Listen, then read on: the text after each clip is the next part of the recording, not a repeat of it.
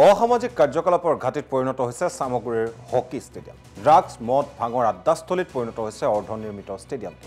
2015 চনত কোটি কোটি টকা ব্যয় সাপেক্ষে আমনিত নিৰ্মাণ কৰা হৈছিল এই হকি ষ্টেডিয়াম আৰু 10 বছৰে নিৰ্মাণ কাৰ্য সম্পূৰ্ণ নোহোৱাত চৰণীয়া পথাৰত পৰিণত হৈছে ষ্টেডিয়ামখন। জনপ্ৰতিনিধি চৰকাৰে গুৰুত্ব প্ৰদান নকৰাৰো অভিযোগ উত্থাপন হৈছে। এই সন্দৰ্ভত আমাৰ সতীৰ্থ অভিজিত বৰাৰ এক প্ৰতিবেদন আছে, সেয়া আপোনালোকলৈ আগবঢ়াইছোঁ। 2015 চনতেই সামগ্ৰীৰ আমনিত স্থাপন কৰা হকি ষ্টেডিয়াম আজি দেখিবলৈ পোৱা গৈছে যে অৰ্ধনিৰ্মিত অৱস্থাত, যাৰ ফলত এতিয়া দেখিবলৈ পোৱা গৈছে হকি ষ্টেডিয়ামখন অসামাজিক কাৰ্যকলাপলৈ পৰিণত হৈছে। মই পৰিৱেশটো এবাৰ দেখাই ল'ব বিচাৰিছোঁ। এইখন হৈছে আমনিস্থিত কোটি কোটি টকাৰ ব্যয় সাপেক্ষে নিৰ্মাণ কৰা হকি ষ্টেডিয়াম আৰু তাৰ পাছতে দেখিবলৈ পোৱা গৈছিল যে অৰ্ধনিৰ্মিত যিখন হকি ষ্টেডিয়াম আজিকো পৰ্যন্ত কিন্তু কোনো ধৰণৰ সম্পূৰ্ণ হৈ নুঠিলে, যাৰ ফলত আজি এই ষ্টেডিয়ামখন অসামাজিক কাৰ্যকলাপলৈ পৰিণত হৈছে। আৰু মই ইয়াৰ লগত যেহেতু আচ্ছাৰ লোকসকল আছে, মই তেওঁলোকৰ পৰা জানিম 2015 চনতে হকি ষ্টেডিয়ামখন স্থাপন কৰা হৈছিল যদিও কিন্তু আজিকো পৰ্যন্ত এই ষ্টেডিয়ামখন কোনো ধৰণৰ সম্পূৰ্ণ হৈ নুঠিল। কোটি কোটি টকাৰ ব্যয় সাপেক্ষে এইখন নিৰ্মাণ কৰা হৈছিলে, কি ক'ব? হয় চাওক, এইটো 2015 চনতেই নিৰ্মিত হোৱা মানে এটা হকি ষ্টেডিয়াম হয়, কিন্তু আজিৰ ডেটলৈকে মানে সেই হকি ষ্টেডিয়ামটো যি ধৰণে মানে হ'ব লাগিছিলে সেই ধৰণে আমি দেখিবলৈ পোৱা নাই। কাৰণ এইটো আমাৰ যিটো নেকি 37 নেশ্যনেল হাইৱে, এই হাইৱেৰ লগত মানে লাগি থকা হয় ষ্টেডিয়াম হয়। আৰু এইখিনিতে মানে আমাৰ যি হকি ষ্টেডিয়ামৰ যিটো চাৰিওফালে আপোনালোকে দেখিবলৈ পাইছে, যি ধৰণে মানে ইয়াতে মানে গছ গছনি এনেকৈ বাঢ়ি গৈছে, লগতে গৰু ছাগলী এইখিনি বাসস্থান হিচাপে তেওঁলোকে মানে ব্যৱহাৰ কৰিবলগীয়া হৈছে। গতিকে আমি অনুৰোধ জনাইছোঁ যে আমাৰ যিটো পূৰ্ব চৰকাৰটো কৰিব নোৱাৰিলে, কিন্তু আমাৰ যিটো বৰ্তমানৰ চৰকাৰ AJP BJP যি চৰকাৰ আছে, সেই চৰকাৰখনক আমি অনুৰোধ জনাইছোঁ যাতে এই হকি ষ্টেডিয়ামৰ ওপৰত আপোনালোকে চকু দিয়ক অলপ।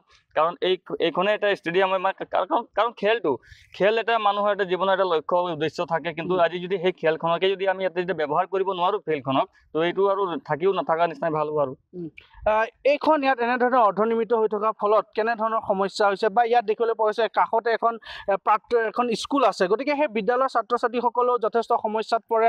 হয়, নিশ্চয়। ইয়াতে আমাৰ যিটো নেকি স্কুলৰ যিটো নেকি এনুৱেল স্পৰ্ট যিটো হয় আমাৰ ইয়াতে মানে প্ৰত্যেক স্কুলতে হয়, কিন্তু সেই এনুৱেল স্পৰ্ট কৰিবৰ কাৰণে হ'লেও আমাৰ ফিল্ডখন ব্যৱহাৰ কৰা নহয়। কাৰণ ফিল্ডখনৰ অৱস্থা কেনেকুৱা, জৰাজীৰ্ণ অৱস্থাত হৈ থকা হয়। আৰু লগতে আমি দেখিবলৈ পাইছোঁ এই বিদ্যালয়ৰ যিখন মানে কৰ্তৃপক্ষ আছে, তেওঁলোকে কি কৰে, এই ফিল্ডখনতো খেলাব নোৱাৰে, তো বেলেগ ফিল্ডত লৈ যাবৰ কাৰণে হয়। যদি আমাৰ এই ফিল্ডখনে যদি মানে ঠিকমতে যদি মানে বনাই দিয়ে, তেতিয়াহ'লে আমাৰ ইয়াতে খেলখিনি আমাৰ হ'ব। হয়, নিশ্চয়কৈ ক'ব লাগিব। মই পুনৰবাৰ এবাৰ সত্যগৰাকীক দেখাব অনুৰোধ জনাইছোঁ। এইখন হৈছে কোটি কোটি টকাৰ ব্যয় সাপেক্ষে নিৰ্মাণ কৰা যি আমনিস্থিত হকী ষ্টেডিয়াম, কিন্তু আজি সেই হকী ষ্টেডিয়াম যেন দেখিবলৈ পোৱা গৈছে যে গৰু ছাগলীৰ বাসস্থান হৈ পৰিছে। মোৰ লগত আৰু এজন লোক আছে, কি ক'ব?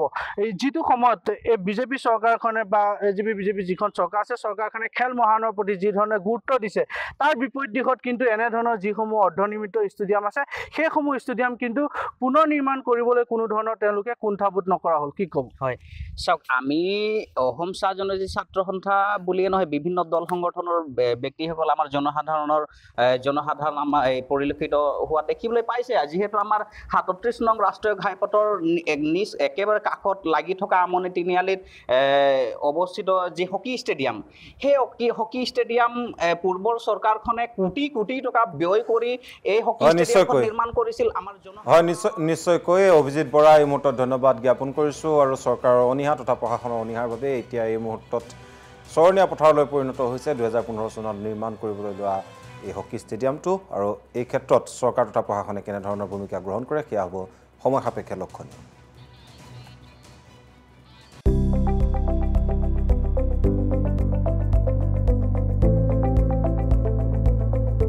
NB নিউজ, সহজ সৰল ভাষাত নৱভাৰতৰ কথা।